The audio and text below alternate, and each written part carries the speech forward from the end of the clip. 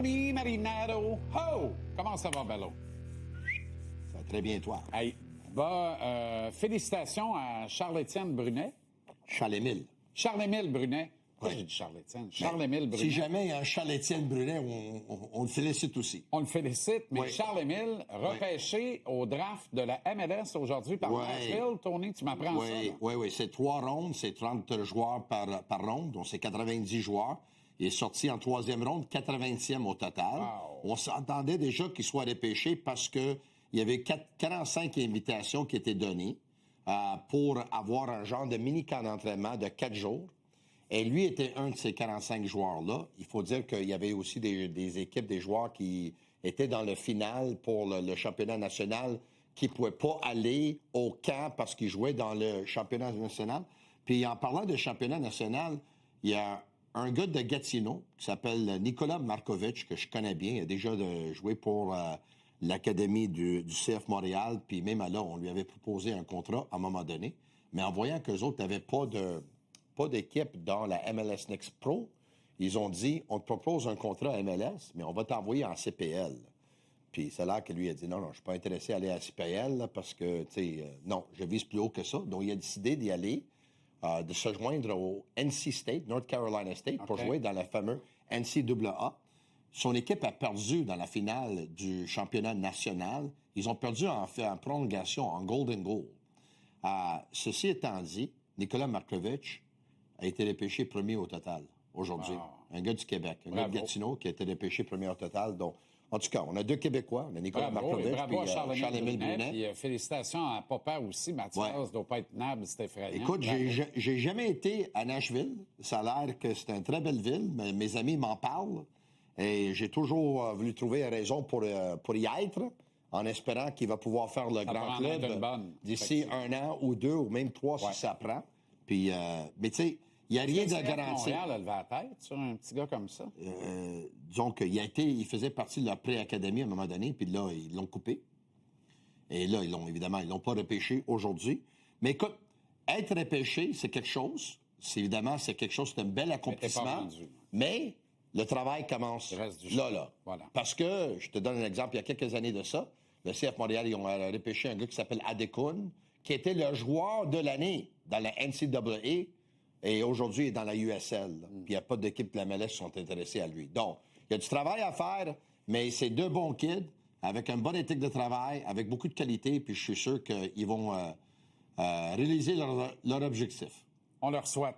Tu as des questions à me poser sur ce que Martin Saint-Louis a dit aujourd'hui, mais d'abord, pour le bon plaisir de nos téléspectateurs, téléspectatrices, on écoute le coach. Oui. Tu peux pas avoir trop de défenseurs qui sont des bons patineurs, qui sont capables de jouer des 2 bords de la glace. T'sais. Puis en sachant que tuer des jeux, c'est moins le fun, mais on a besoin de ça. On lui a posé la question sur Adam Engstrom. Qu'est-ce que tu penses qu'Adam Engstrom, bon patineur, est-ce qu'il rentre dans ta philosophie? Puis, est-ce que tu n'en as jamais assez de ces bons défenseurs-là? Sa réponse, tu l'as entendu, avant d'y aller avec mes impressions là-dessus. Tu penses quoi? Mi-figue, mi-raisin par rapport à sa réponse sur la question qui me semblait plus précise que la dite réponse qu'il a offerte. Moi, tu peux voir le verre à moitié vide ou à moitié plein dans cette réponse-là. Je vais le voir à moitié plein. Adam Engstrom tue beaucoup de jeux. Il est bon pour tuer des jeux. Oui, c'est un habile patineur, mais il est très bon pour tuer des jeux. Je pense que ce que Martin a fait, il a un excellent bâton. Exact. Je pense que ce que Martin a fait, c'est de nous dire qu'il aime beaucoup Adam Engstrom. Et de par le dialecte, il l'aime beaucoup peut-être au détriment d'autres de ses défenseurs. Tu as eu la même lecture de qu'est-ce qu'il a dit que moi. Parce qu'on lui pose une question sur Adam Engstrom et là, il dit, c'est un excellent patineur. Il a dit, écoute, tu as besoin de patiner dans cette ligue-là. Tu as besoin d'être un bon patineur. Ouais. Si tu patines pas bien, tu as besoin d'avoir vraiment un bon hockey. Tu as besoin d'avoir un bon hockey et tu as besoin d'avoir vraiment des bonnes lectures de jeu. Un gars comme Herbert Jacquet, puis c'est pas pour s'acharner contre lui, évidemment, un gars comme Herbert Jacquet, il n'y a ni un bon bâton de hockey, ni d'excellente lecture de jeu, puis tu es un bon patineur, puis pas plus. Tu Comprends-tu ce que je veux Pas dire? pire tir, pareil. Le tir, fantastique. Mais là, je viens de parler d'Alain, avec Alain Cheney, qui a été dépisteur, évidemment, pendant longtemps avec les Ducks d'Anaheim. Là. On parlait d'Arbor Xhekaj, puis je ne veux pas parler pour Alain, mais on parle de convertir Arbor Xhekaj en allié. Je te dis que Alain, Ça fait longtemps que j'en parle. il aime cette opinion-là. Ah oui, là. c'est une excellente Donc, puis idée. tu pourras en Parce parler qu'il y a un avec bon lui, là. tir, Tu pourras en il parler brise avec bien, lui. Il y a un bon tir. Ça pourrait être un bon allié de puissance Ouais. sur le flanc gauche. Mais je continue de penser qu'il peut avoir une carrière à la ligne bleue dans la Ligue nationale, mais pas dans un système comme c'est pratiqué ici. Mettre Xhekaj avec Rick Tocchet à Philadelphie, puis tout le monde doit dire... Il aurait sa place. Je peux pas croire que Montréal a échangé ce Il aurait gars. sa place à côté de Ristolainen. Ben oui, il aurait ben sa oui, place. Ben oui, il va jouer du Sherwood, il va rester dans le réseau de Ouais. Dom, dans la boîte 8 par 8, il va protéger l'enclave, le gardien de but. Ouais. Tu sais, tu comprends? C'est juste que le système ici ne lui convient pas. Fait que là, soit tu l'échanges... Je pense que la soit tu philosophie tentes de quelque l'entraîneur- chose- Tu tentes quelque chose en attaque. Je pense que la philosophie de l'entraîneur, c'est quelqu'un qui il veut des gars qui patinent, des gars qui ont des bonnes lectures, des gars qui pensent vite, des gars qui font des bons jeux vite. Exact.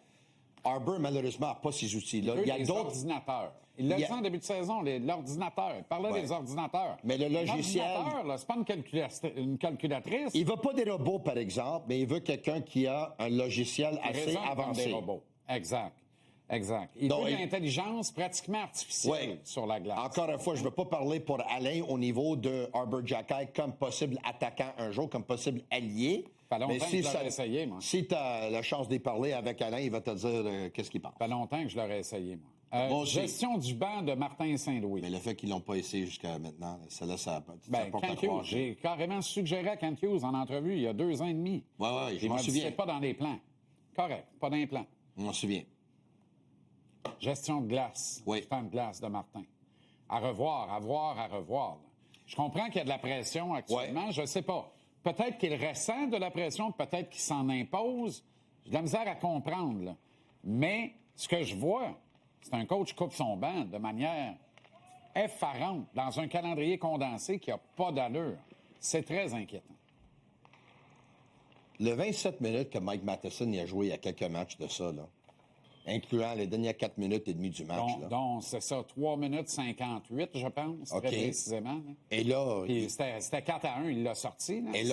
et là, il manque d'un match parce qu'il est Ben oui, blessé. c'est ça. Puis on ne sait pas si la blessure a eu lieu mais durant ce match-là. Mais évidemment, jouer 27 minutes par match, 26, 25, Ben, il ça va pas aide être blessé pas. bien pour en jouer 4 minutes de suite en fin de 3 Ça, je comprends. Donc, j'ai hâte de savoir ce qui s'est passé. Peut-être que c'est un blessure récurrent qui revient de temps en temps. Des fois, des blessures au dos, des choses comme ça, il revient Peut-être de temps en slider dans temps. le bain remous. Mais j'espère que, parce que même le dernier match, là, Lane Hudson, c'est lui qui a pris les minutes de Mike Matheson. Ben oui. Le Canadien vont jouer 4 matchs en 6 soirs. Là. Ouais. OK? On a bien beau de dire que Mike Matheson, il est en cardio puis peut jouer 60 minutes là, à la Chara, puis Lane Hudson peut faire la même chose. C'est pas idéal.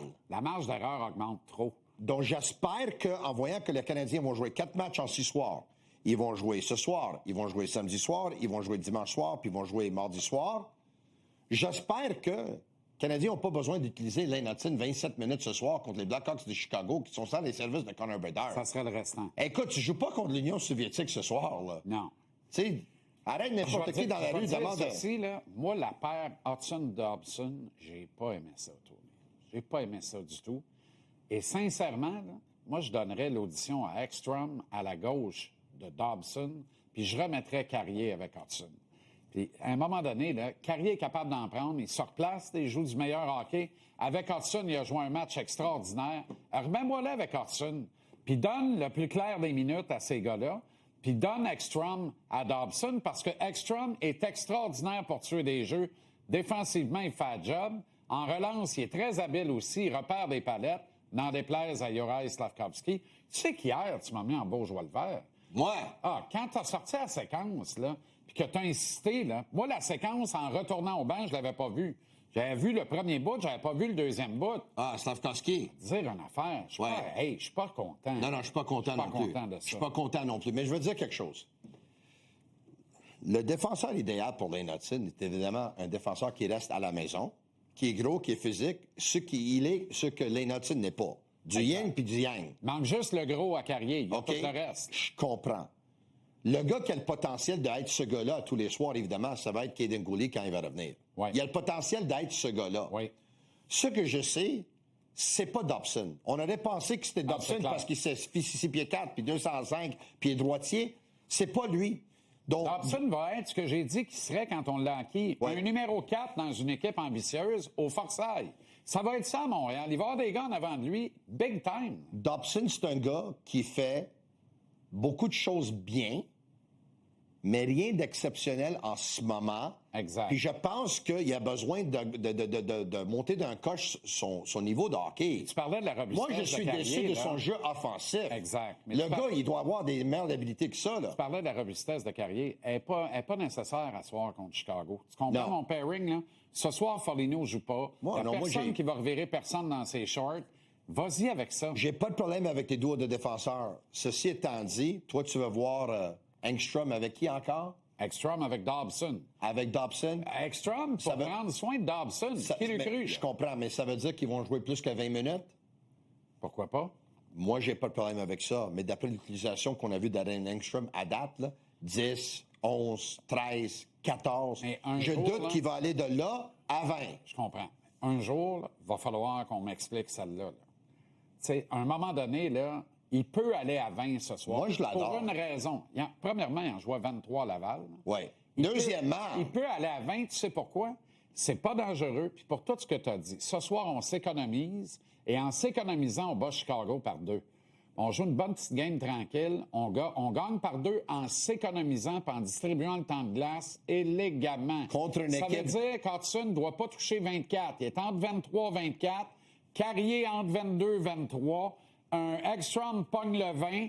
Entre 22 et 23 ou entre 23 et 24 pour Dobson. je vais aller Puis plus la loin. balance aux deux autres. Je vais aller plus loin. De tous les soirs, ce soir, je pense que le 5e et 6e défenseur des Canadiens peuvent passer de 11-12 minutes à 18-19.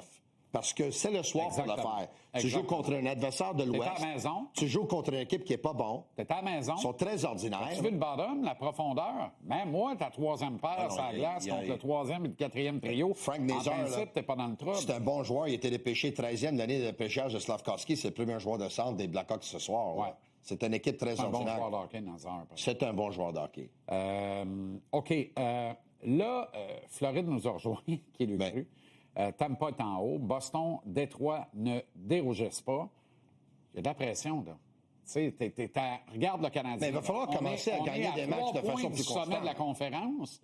Mais Tony, je vois le vert, on est à 6 points de la cave de l'association.